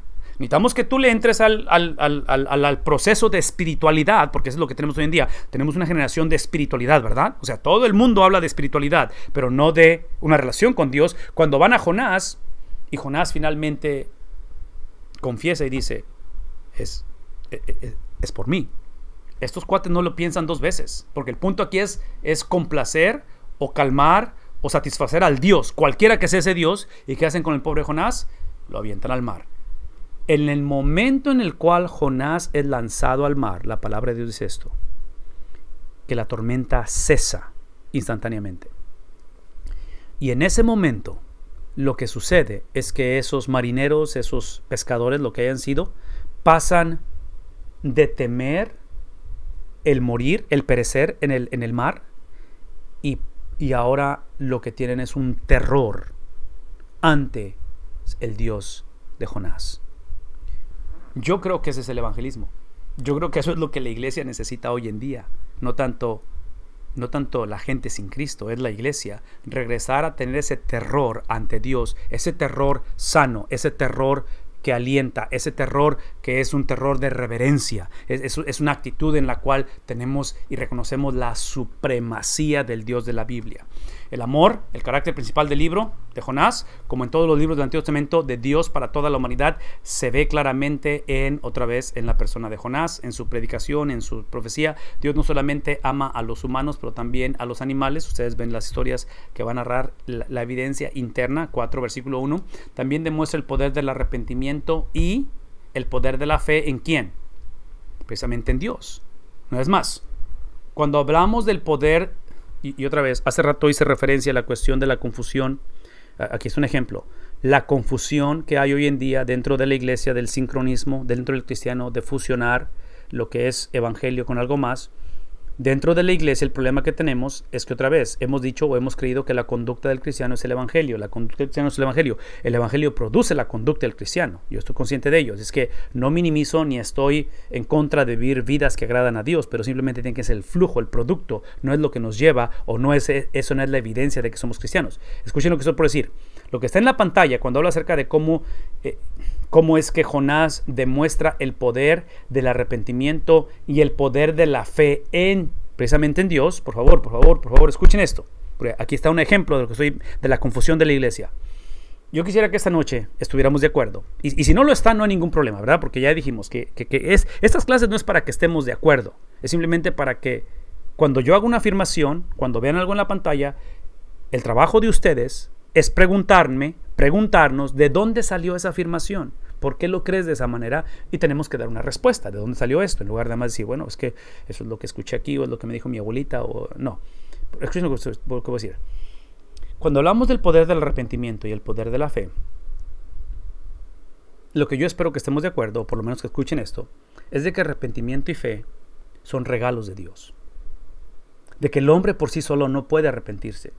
Y mucho menos el hombre puede tener fe. Déjenme explicar por qué. Porque otra vez, yo lo que escucho hoy en día en la predicación y la enseñanza es precisamente el ejercer o el practicar arrepentimiento, el ejercer o el practicar la fe como si fuera algo que el hombre, cristiano o no cristiano, simplemente lo tiene como algo nato, como que es algo natural en él. Y eso no es cierto. Por favor, escuchen lo que estoy por decir. Bíblicamente hablando, y aquí entramos en definiciones, arrepentimiento es un cambio de pensar y un cambio de sentir que ambos producen una acción. Para que el hombre cambie su manera de pensar y el hombre cambie su manera de sentir, la Biblia enseña que tiene que haber esa transacción legal, se le llama imputar. Entonces, el ser salvo y el poder, cuando el objeto, la razón del cambio de pensamiento y el cambio de sentir es Dios, por favor escuchen lo que estoy diciendo, cuando el objeto, la razón es Dios, no simplemente el que yo piense diferente o sienta diferente, eso implica que mi cambio de mentalidad y mi cambio de sentir tiene que ser aprobado por Dios. Entonces la pregunta en esta noche no es lo que tú piensas, lo que tú sientes, la cantidad de fe que tienes o lo que piensas de la fe. La pregunta es, ¿qué es lo que Dios dice o qué es lo que Dios piensa acerca del arrepentimiento y acerca de la fe? O en otras palabras, mejor vamos a poner de esta manera.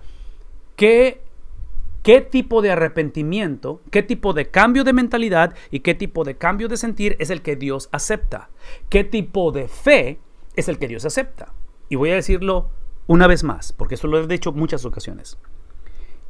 La única manera de pensar, la única manera de sentir que produce acción, estilo de vida, la única fe que en la Biblia es fidelidad, que Dios acepta y aprueba, es la de una sola persona. Y su nombre es... ¿Cómo sé que es Cristo? Escuchen lo que voy a decir. La razón por la cual puedo afirmar esto esta noche es porque hace 2000 años un sepulcro fue abierto. El poder del Espíritu Santo toma y trae esa experiencia donde el cuerpo de ese nazareno es glorificado, sale de la tumba, la salida de Cristo de la tumba. Por eso es que leemos el Antiguo Testamento a través del Nuevo Testamento a través de Cristo, es porque la salida de Cristo de la tumba es el apruebo de lo que Cristo pensó por ¿cuántos años? 33 años, lo que Cristo sintió por ¿cuántos años? 33 años, y lo que Cristo, otra vez, su acción, su estilo de vida produjo por 33 años. Eventualmente, la fe de Cristo, que fue la fidelidad de Cristo. ¿Por cuántos años? 33 años. Todo eso que acabo de escribir, el Padre lo aprobó. Por favor, escúchenme. Lo aprobó no para que Cristo evitara sufrimiento. En otras palabras, el hecho de que el Padre aprobara lo que Cristo dijo, pensó, sintió, hizo y su fidelidad, eso no fue un sácame de apuros cuando viene ese viernes, esa pasión, esa experiencia de traición, ese sufrimiento. Y menciono esto porque muchos de nosotros trágicamente hemos predicado o creemos, sin saberlo, que si yo me mantengo fiel, que si yo abrazo los pensamientos de Cristo, que si yo memorizo la Biblia, que si yo me mantengo, si yo hago todo esto, es para evitar sufrimiento. Cuando aparentemente, entre más ejerzo la mente de Cristo, entre más ejerzo el sentir de Cristo, entre más ejerzo la fidelidad de Cristo, es simplemente para unirme a los propósitos de Cristo. Y hemos entendido que el propósito de Cristo no fue simplemente ser un Mesías, pero fue ser un Mesías, ¿qué cosa? Sufriente. El propósito de Cristo no fue simplemente ser la piedra angular de la iglesia, hablando de Pedro, pero fue la piedra rechazada por el hombre. El propósito de Cristo no fue simplemente aplastar la cabeza de la serpiente, pero fue también Cristo ser el que la serpiente iba a herir su calcañar. Entonces, el viernes su sufrimiento fue precisamente algo predestinado, establecido, simplemente puesto en la agenda de Dios. Todo esto lo menciono y hice toda esa explicación, porque todo eso que acabo de decir de Cristo es lo que el cristiano recibe en su experiencia de salvación.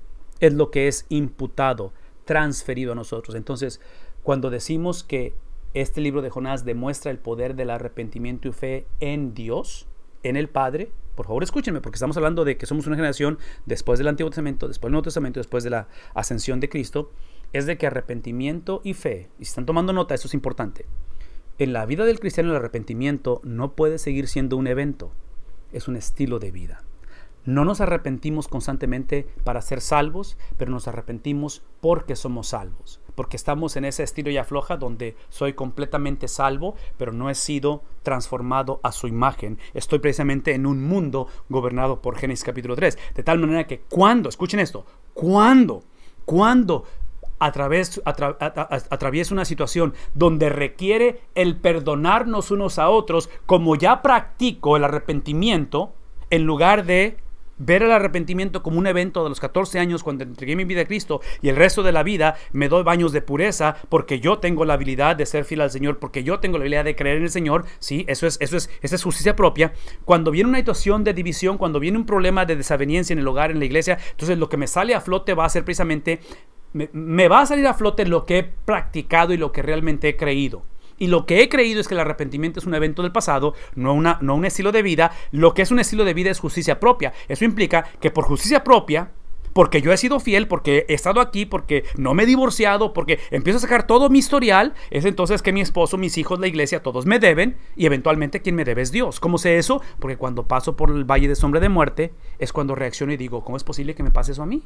¿Cómo es posible que le pase esto a mi hija? ¿Cómo es posible que nos pase? O sea, empezamos a demandar las cosas que la Biblia enseña, que tanto arrepentimiento como fe fueron dadas por gracia.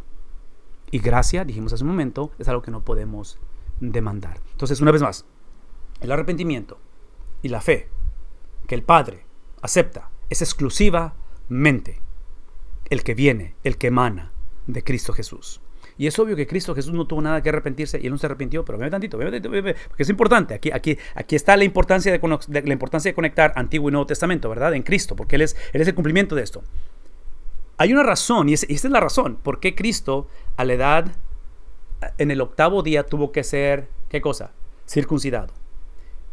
Hay una razón por qué Cristo viene ante Juan el Bautista y es bautizado por inmersión. ¿Qué estoy diciendo? Que Cristo no hizo esas prácticas porque tenía que arrepentirse, pero por cumplir la ley. Porque 33 años después de su nacimiento, 3 años después de su bautismo, esa ley que él tenía que someterse a ella, no solamente fue para poder él experimentar el apruebo del Padre ese domingo en la mañana, que es su resurrección, pero por favor escuchen esto, porque conforme evangelizamos, compartimos, conforme escuchamos el evangelio, aquellos que cuestionamos si somos salvos o no, por favor escúchenme. Todo esto que estoy diciendo y que Cristo hizo, no solamente fue para ser aprobado por el Padre, que el Padre le da el nombre que es por sobre todo nombre, que no es el nombre de Cristo, es el nombre de Señor, su señorío, su autoridad. Pero eso, ese domingo en la mañana, Cristo lo transfirió a nosotros. Cristo lo transfirió al cristiano. Entonces, cuando hablamos de cómo el libro de Jonás nos demuestra el poder del arrepentimiento, el poder de la fe, realmente lo que estamos diciendo es que el libro de Jonás nos muestra, especialmente para los del Nuevo Testamento, para la iglesia, el poder de Cristo en nosotros. Eso es lo que está diciendo. Es Cristo en nosotros, es Cristo activado. Ok, los asirios crueles y odiados son aceptados por Jehová sobre la base de su arrepentimiento y fe en... Otra vez, es el objeto, ¿verdad? El punto aquí no es arrepentirse, el punto qué es el objeto y el punto en quién estás teniendo esa fe o esa fidelidad que es Dios en este caso. No es requisito llegar a ser judío, es el punto aquí, ¿verdad? O sea, por eso es que Jonás simplemente odiaba a esta gente. Jonás simboliza el llamado de Dios a Israel a ser un reino de sacerdotes para el mundo. Y digo Israel aquí otra vez. Acuérdense que esa palabra Israel puede ser intercambiable entre nación y entre reino del norte. Por la referencia que está hablando de Génesis 12, Éxodo 19, estamos hablando acerca de la nación en su totalidad, ¿no es cierto? Del pueblo judío. Israel trágicamente llegó a ser orgullosa, exclusivista, nacionalista en lugar de evangelista y redentora. Y ahí es donde encontramos la parábola del buen samaritano, que la parábola del buen samaritano...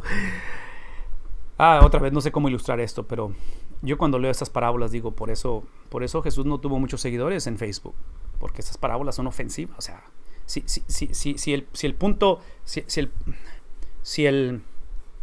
¿cómo se dice esto? Si el común denominador de esta generación en el Antiguo Testamento y el Nuevo Testamento es precisamente orgullo, exclusivismo, nacionalismo, o sea, no puedes hablarles de esa manera. No puedes ofenderlos así, Jesús. Sin embargo, Cristo viene y narra la parábola de ese buen samaritano, donde está exaltando, vean, está poniendo como ejemplo a la persona que más detestaban. Jesús tiene una manera de hacer las cosas que dices tú, ay, ¿por qué no me pregunta? ¿Por qué no me pregunta Cristo? Si me hubiera preguntado, yo le hubiera dado algunos consejos. Por ejemplo, esa idea tan radical de llamar a alguien. O sea, yo hubiera dicho a Jesús, hay mucha raza aquí en el pueblo que son ex recaudadores de impuestos. ¿Por qué tienes que llamar a uno que está ejerciendo? O sea, ¿no te das cuenta de la magnitud de escoger a alguien como él si te estás lanzando para candidatura? O sea, no te va a funcionar esto. Yo le podría haber dicho a Jesús, es que va a terminar en un madero. Y bueno, él me hubiera dicho, a eso vine. En muchas maneras este libro tiene un paralelismo con el tema de la parábola de Jesús. Wow, y aquí está otra. Pero bueno, vamos para allá. Acerca de los dos hijos en Lucas capítulo 15, con Jonás, Israel siendo el hermano mayor. ¿Alguien recuerda cuál es la parábola de Lucas capítulo 15? Y hablando del hermano mayor, y otra vez, porque muchos pensamos en esta parábola del hijo pródigo, pensamos que el punto de la parábola es precisamente el hermano menor, la rebeldía, el arrepentimiento. Algunos pensamos que la parábola trata del padre, del amor incondicional, del amor de redención, y yo pienso que esos principios están implicados.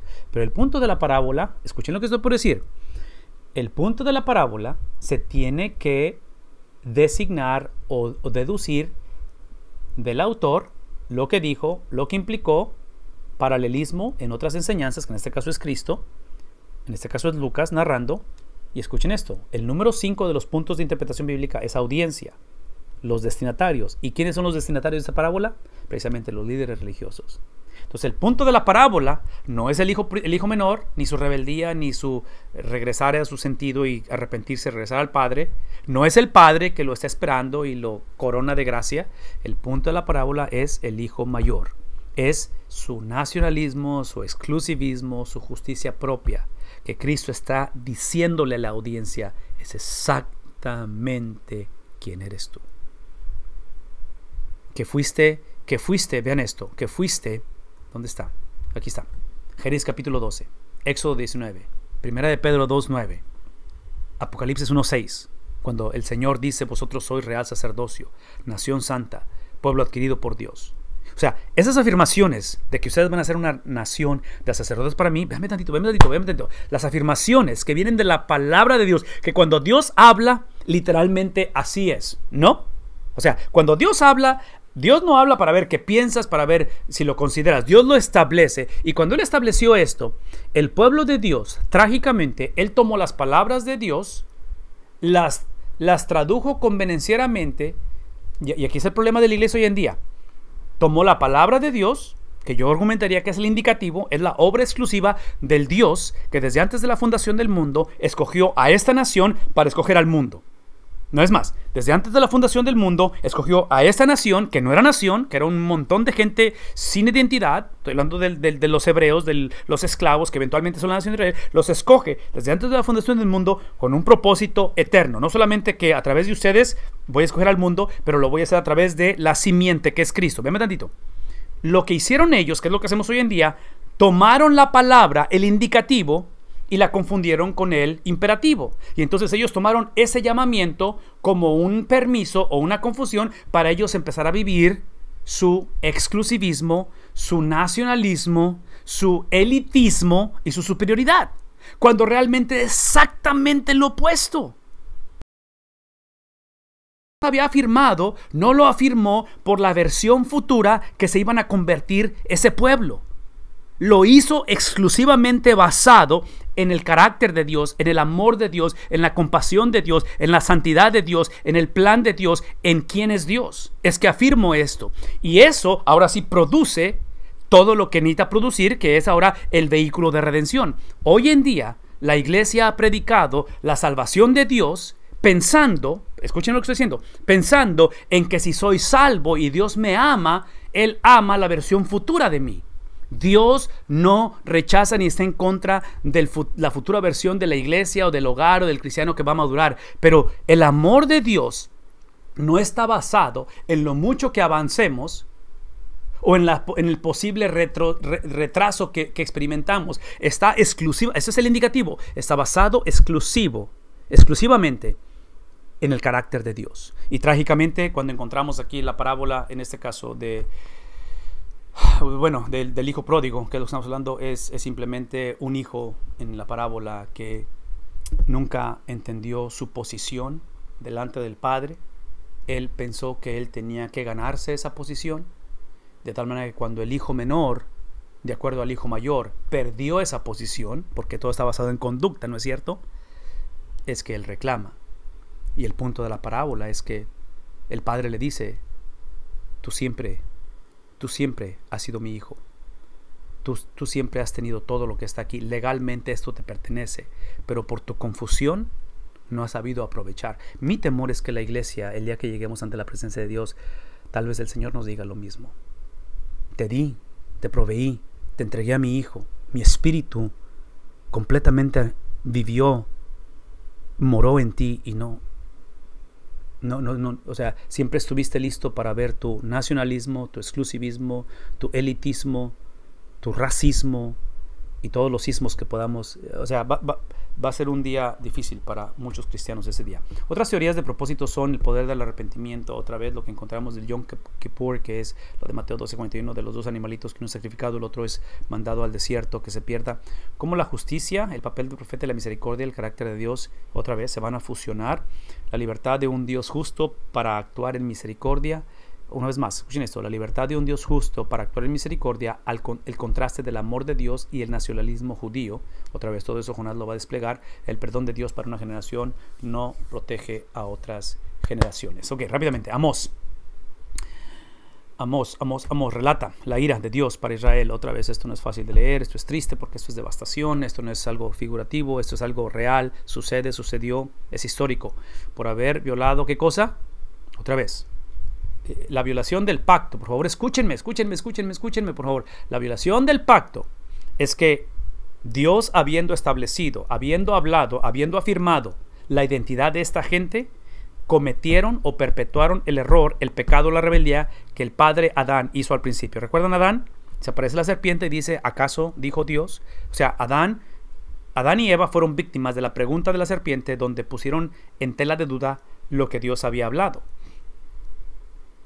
Israel cuando recibe el pacto, no le creyó a Dios y empezaron a vivir su propia justicia, su identidad basada en lo que hacían. Una vez más, la iglesia, creo que estamos en el mismo problema hoy en día. Cuestionamos lo que Dios ha dicho y lo que Dios ha hecho. Necesitamos reconocer la relación entre la responsabilidad corporal del Antiguo Testamento y la fe personal. Una vez más, responsabilidad corporal y la fe personal. No podemos convenencieramente separarlo. Por eso es que afirmo, digo y vuelvo a decir y vuelvo a afirmar y vuelvo a decir una vez más que la única manera, por favor vean esto, la única manera que el cristiano va a poder mantenerse fiel hasta la muerte al pacto que tenemos, el pacto de la gracia, el pacto que tenemos a través de Cristo, la única manera de ejercer esa fidelidad hasta el final, que es lo que dijimos hace rato de arrepentimiento y de fe, fidelidad, es a través de una experiencia corporal. Es una contradicción de términos que un cristiano piense o asuma que va a poder esa persona mantenerse fiel al pacto, ¿verdad? Al pacto, o sea, mantenerse fiel al Señor, mantenerse fiel a las promesas de Dios, mantenerse fiel a ese compromiso que es la salvación, le llamamos santificación, ¿verdad? Es el compromiso de rendirme completamente a Cristo en su totalidad, ¿sí?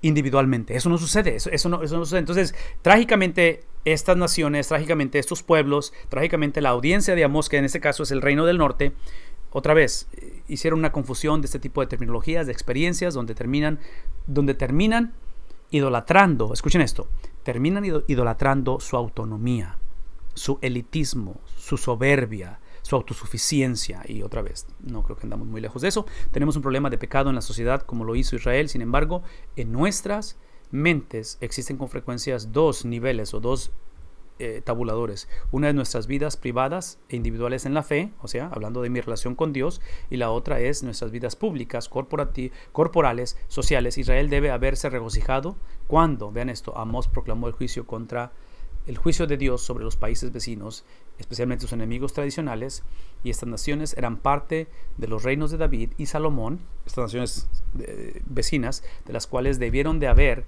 tenido noción de lo que era el pacto mosaico con respecto al Dios de Israel. Los israelitas deben haberse regocijado. Vean esto, el reino del norte se regocijó cuando Amós trajo juicio sobre el reino del sur, su rival, ¿verdad? Porque en Amós 2, 4 a 5 es lo que les dije hace rato, pero la afirmación emocional se paró, se detuvo, cuando Amós, eventualmente, de una manera culminante, como está llegando al clímax, porque está profetizando, está trayendo juicio, y se voltea a la audiencia, que es el reino del norte, y literalmente habla de los pecados de las tribus de Israel en el norte.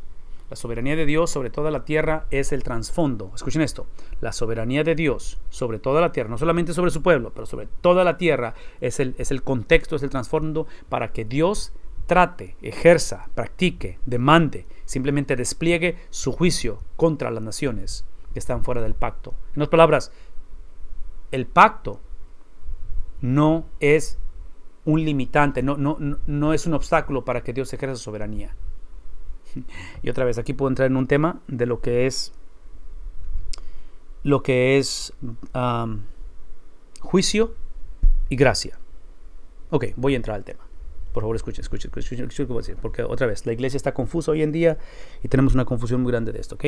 Y otra vez, mil disculpas que estoy hablando mal de la iglesia, pero estoy hablando de mí, estoy hablando de mi hogar, estoy hablando de mi iglesia, estoy hablando de nosotros, ¿verdad? No estoy hablando de alguien más, estamos hablando de nosotros. Escuchen lo que está en la pantalla. La soberanía de Dios sobre toda la tierra, no solamente sobre el reino del norte, el reino del sur, no solamente sobre aquellos que practican el monoteísmo, no solamente aquellos que están bajo la cobertura del pacto, ¿verdad? Está hablando sobre la tierra.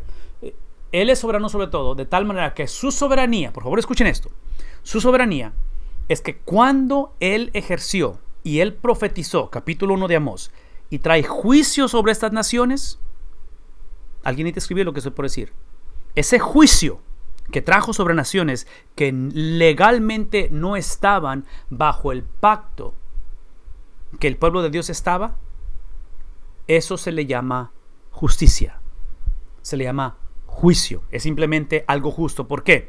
Porque el pacto que Dios ejerció al principio de la historia con Abraham, Moisés, con David, es un pacto que Dios hizo, que Dios ejerció y que hasta la fecha hoy se cumple a través de Cristo exclusivamente por la gracia de Dios. Y ya dijimos hace un momento que la gracia es algo voluntario. No se puede demandar, no se puede esperar que tenga que suceder. Entonces, ¿qué estoy diciendo esto? Traduzcan esto en cuestión de salvación. Hoy en día, lo que Dios hizo para Israel al ponerlos debajo del pacto antes de que fueran una nación, porque acuérdense que el pacto Él lo hace con un sacerdote pagano, hijo de sacerdote pagano llamado Abraham, que no estaba buscando un pacto con el Dios de la Biblia, no estaba buscando el monoteísmo, e inclusive viejo de edad y con una esposa o en una condición de esterilidad entre ellos aparentemente. En otras palabras, el pacto que Dios hace con ellos no lo hizo por ellos o por Abraham, lo hizo aún por lo que Abraham era, porque esa es típicamente la salvación, ¿verdad? Entonces, el pacto que Dios hace es un pacto que es obvio que emana de la gracia voluntaria de Dios, que una vez más tiene un distintivo esa gracia, un prerequisito. Ni Abraham ni nadie más puede pedirla y mucho menos exigirla. Tiene que emanar del individuo, de la persona, del objeto voluntariamente. De otra manera, no sería gracia. Eso implica que Dios no le debe o no le debía ni a Abraham, ni a su descendencia, ni al resto del mundo esa gracia. Él no se la debía a nadie. Entonces, cuando Él ejerce eventualmente este juicio sobre las naciones que no están bajo ese pacto, que el pacto fue el producto de la gracia, es obvio que a esta generación, a estas naciones, les está dando lo que les corresponde. Entonces sería juicio, porque si yo voy ante un juez y yo soy culpable de algo, y a mí me meten a la cárcel, el juez no está siendo injusto, el juez está siendo justo. Y si somos honestos, queremos hoy en día sistemas judiciales que sean justos. Entonces, si alguien es justo, es precisamente Dios. Entonces, cuando leemos que Dios está trayendo su soberanía es la que trae ese juicio sobre estas naciones, no está siendo injusto, Él está siendo justo. Lo que Él trajo sobre Israel en juicio, que también les va a ir como en feria, una vez más, es Dios siendo, ¿qué cosa? Justo. Pero escúcheme esto. Esa justicia que Él ejerce sobre su pueblo, reino del norte, reino del sur, y sobre las naciones, que para serles honestos, yo no veo diferencia en lo que es el juicio, porque a las naciones sin Dios y a la nación con Dios les va como en feria. Aquí está la diferencia, que en el pueblo de Dios, en medio de la devastación, en medio del sufrimiento, en medio de la desolación, en medio del juicio, emana un remanente. Esa es la gracia de Dios. Hay un remanente. Dios no tenía obligación de traer un remanente. Dios debió haber acabado con ese reino del norte para siempre, reino del sur. Todo eso lo menciono porque hoy en día hay una confusión tan grande, de tal manera que el hombre hoy en día somos tan autosuficientes, somos tan elitistas y racistas y todos los istas que hemos hablado, que hoy en día, como cristianos, trágicamente, sin decirlo, lo decimos, sin creerlo, lo creemos, y literalmente creemos que Dios nos debe, ¿qué cosa? Misericordia, gracia. De tal manera que nos sorprendemos cuando algo sucede, nos sorprendemos cuando nos da juicio. Una cosa que quiero que nos veamos esta noche, y espero que estos profetas hayan desplegado o estén desplegando, es una cosa que hoy en día mucha gente cree, que es completamente en contra de la naturaleza de Dios. Es injusticia. Dios nunca es injusto. El mundo podrá ser injusto, nosotros podemos ser injustos entre nosotros, podemos ser injustos con nosotros mismos, Satanás es injusto, pero algo que Dios no es, va en contra de su naturaleza, es ser injusto. Entonces, simplemente quería dejar eso en claro porque siento que son principios confusos hoy en día. Esa es la base del entendimiento de Israel, del monoteísmo. Otra vez, hay varios textos que se relacionan a la creación de Jehová, y el control de la naturaleza que Él tiene sobre la creación, su soberanía. Simplemente está usando la soberanía. Esos forman doxologías de alabanzas. O sea, entre más contemplamos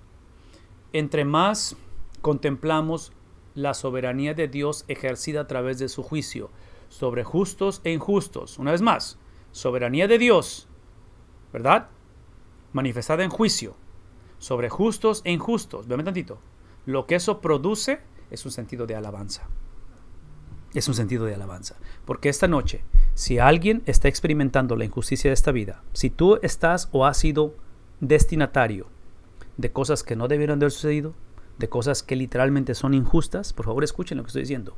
La soberanía de Dios manifestada en un juicio temporal, en un juicio generacional, nos conviene leerla y afirmarla, porque eso nos dice que aun cuando en este momento potencialmente vamos a pagar consecuencias de cosas que nos corresponden o no nos corresponden, justas o injustas, aun cuando soy afectado por este mundo gobernado por Satanás, vean tantito, esa soberanía de Dios me dice y me afirma y me recuerda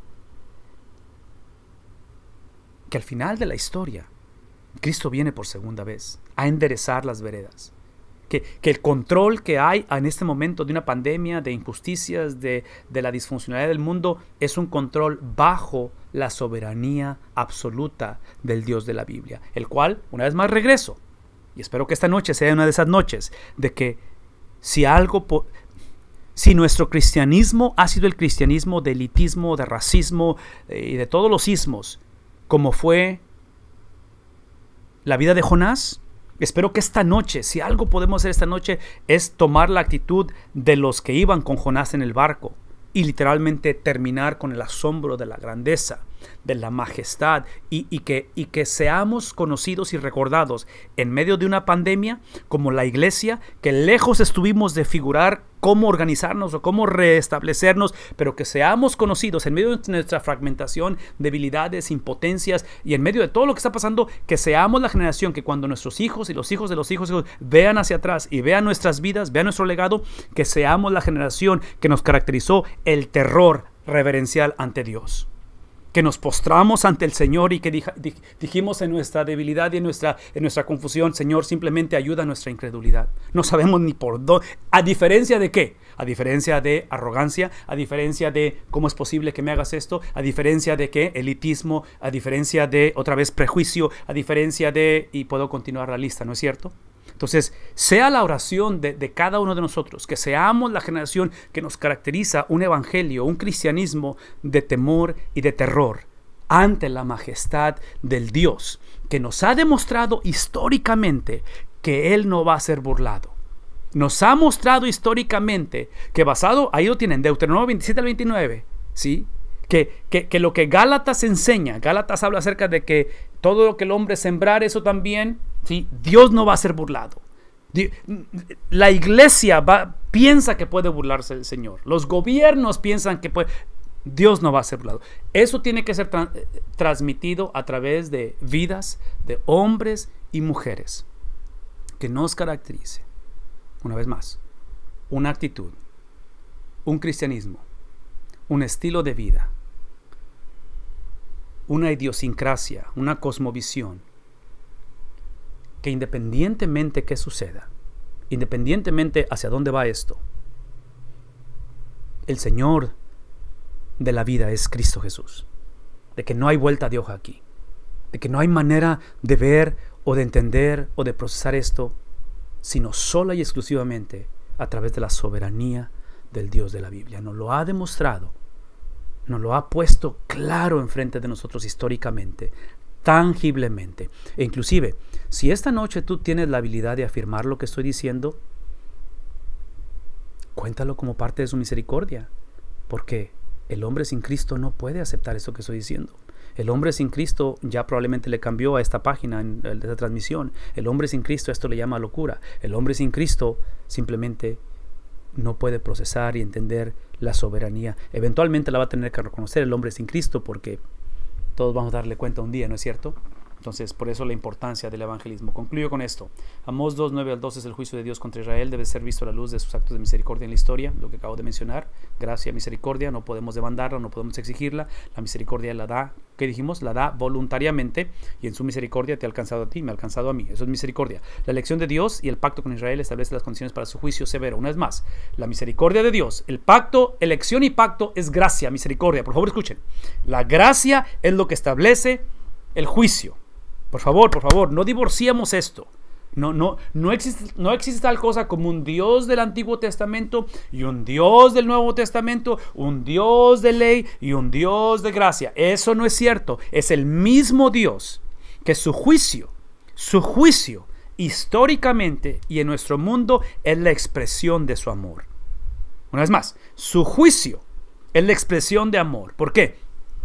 Porque su juicio siempre implica de que esa misericordia, ese amor, escuchen lo que estoy por decir, esa misericordia, ese amor que Dios manifestó con estas generaciones, con estas naciones desde el principio de la historia, lo hizo por tu generación y mi generación. Lo hizo porque miles de años alguien como tú y como yo vamos a nacer e íbamos a necesitar ser alcanzados. Y estas generaciones trágicamente, egocéntricamente, una vez más, tomaron la misericordia de Dios, tomaron el pacto y lo usaron como que si Dios les debía a ellos. Actuaron con todos los ismos que hemos hablado, de elitismo y racismo y todo eso. Y lo que estuvieron haciendo es que literalmente dijeron, la salvación es solamente para mí. El resto del mundo, el resto de la generación, los que no han nacido, que se vayan al infierno. Entonces, cuando vemos el juicio de Dios manifestando sobre esa generación que se les olvidó y tradujeron misericordia como algo que Dios les debía, hablando del pacto, y por lo tanto, cuando el juicio se hizo presente, el juicio simplemente fue para refinar y continuar el legado del Evangelio, que eventualmente es el Nuevo Testamento, que eventualmente es la persona de Cristo, y que eventualmente Cristo establece en Mateo 16, la iglesia entrega las llaves del reino, vean esto, las llaves del reino, diciendo que las puertas del Hades no prevalecerán contra ella. ¿Por qué? Porque vienen generaciones que no vamos a conocer en este mundo nosotros, que necesitan el Evangelio. Y ese Evangelio que van a escuchar va a ser a través de la manera en que nosotros procesamos, distinguimos entre la gracia de Dios, el pacto basado en el carácter de Dios, que es necesario que su juicio se ejerce para que esa misericordia continúe. De otra manera, si seguimos siendo la generación como ellos, donde seguimos pensando que nosotros somos los merecedores, que es nuestra actitud, que es el imperativo en lugar del indicativo, el Evangelio potencialmente puede acabarse con nosotros. El Evangelio puede llegar nada más con nosotros y va a ser trágico para el resto de la humanidad y el carácter de Dios sería cuestionado. Debe ser recordado que a quien se le da otra vez lo que hicimos referencia de Lucas 12:48. El capítulo 5 de Amós une la vida y la fe inseparablemente. Amós denuncia la explotación de ricos sobre los pobres, otra vez la cuestión de la injusticia social. Tal manera que Israel falsamente confió en ¿qué? Tres cosas, rápidamente. ¿En qué confió? En su religión, en su prosperidad económica y en su poder militar. ¿Suena familiar eso a nuestras naciones hoy en día? Una vez más, su religión, su prosperidad económica y su poder militar. Aún en medio de la infidelidad de Israel hay esperanza en el pacto de Dios. Una vez más, en medio de la infidelidad de Israel hay esperanza no en que Israel va a ser fiel, es en que Dios va a ser fiel aun cuando Israel es infiel. Una vez más. Alguien tiene que escribir esto, porque estoy hablando de nosotros. Aún en medio de nuestra infidelidad, la palabra esperanza típicamente es una palabra que se traduce como certeza. Mi infidelidad, nuestra infidelidad, produce dos cosas por certeza. Aquí está la primera, y no nos va a gustar lo que estoy por decir. Certeza, cierto, no negociable. Nuestra infidelidad, históricamente lo estamos viendo, va a acarrear juicio. Es inevitable. Pero a la misma vez, nuestra infidelidad va a demostrar el Dios que es fiel. Y por su fidelidad, Él tiene que juzgar. Por su fidelidad, Él tiene que refinar. Por su fidelidad, Él tiene que separar. Regresando a Mateo capítulo 25. Vírgenes sabias, vírgenes insensatas. Los siervos que iban a reproducir los talentos, el siervo que iba a ser necio y negligente. ¿Estamos siguiendo la conversación esta noche? Entonces, yo no entiendo los designios de Dios en su totalidad.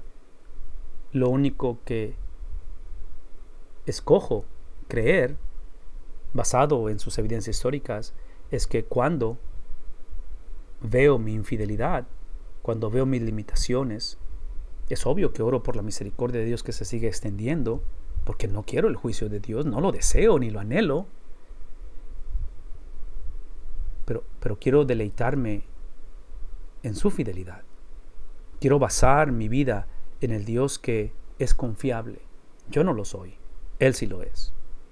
El Dios que, si en el 2020, en medio de una pandemia, podemos ejercer perseverancia, es exclusivamente porque su misericordia, Él decide preservarnos. Él escoge mantenernos, llevarnos, movernos hacia adelante.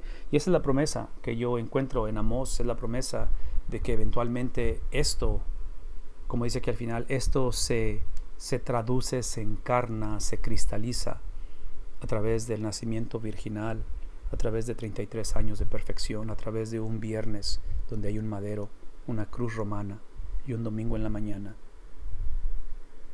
donde algo trascendental se lleva a cabo. Entonces, esta noche simplemente recordamos que Él es confiable, que Él es digno de nuestra confianza y que independientemente cómo estemos, donde estemos, tenemos la oportunidad de regresar a Él, de descansar y depositar nuestra confianza en su confiabilidad, nuestra fe en su fidelidad, nuestras habilidades en su dependencia. Entonces esa sería mi invitación. Recordemos esto, la misericordia que Cristo tuvo sobre esa mujer, recuerden esto, fue voluntaria, no se puede exigir, ¿ok? Entonces, si Cristo hubiese apedreado a esa mujer, le hubiera dado ¿qué cosa? Justicia, no injusticia, justicia. Entonces, nada más recordemos eso, no se puede exigir. El Señor en misericordia es algo que tiene que surgir, que tiene que darse voluntario. La segunda cosa que quiero decir es esto. Yo pongo la misericordia, yo pongo la compasión, pongo esos términos a la misma par o en el mismo concepto del perdón.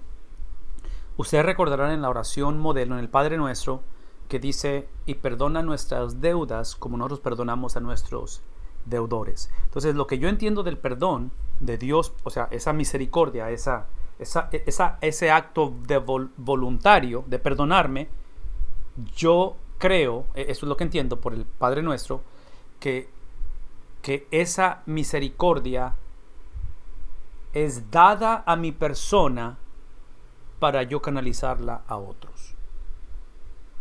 Entonces, en el caso de esta mujer tomada en adulterio o de cualquier otra manifestación donde reconozcamos que es un acto de voluntario de Dios para alguien, para el mundo, para el salvo, para la iglesia, nunca lo hizo para yo convertirme en el objeto de tal cosa. Yo simplemente soy el vehículo, porque ese es precisamente el concepto de la salvación. La otra cosa es de que, otra vez, esto es lo que entiendo, no estoy diciendo que estoy bien, pero eso es lo que entiendo.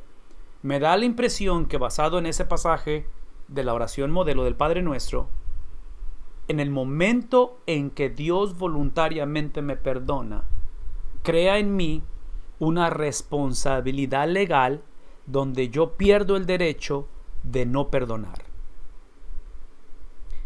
Y toda persona, por favor escuchen esto, toda persona que escoge no perdonar, por lo que entiendo, está rechazando el perdón voluntario de Dios. Y si Dios no me perdona, yo termino en el infierno. Así es que me conviene perdonar. Recuerden que al principio hablé acerca de arrepentimiento como estilo de vida, no como evento, arrepentimiento como estilo de vida. Ahí va la conexión. Porque es obvio que si el propósito de la salvación es similitud a Cristo, es vida de servicio para el bien de la iglesia y que eso solamente se vive, se alcanza, se expresa en comunidad, es obvio que vivir en comunidad es un reto grandísimo. Porque vivir en comunidad es vivir con gente disfuncional como tú y como yo. Y hasta cierta manera entiendo cuando gente dice, yo no quiero saber nada de iglesia porque es por hipocresía y la última vez que estuve pasó esto y el pastor hizo acá y bla bla.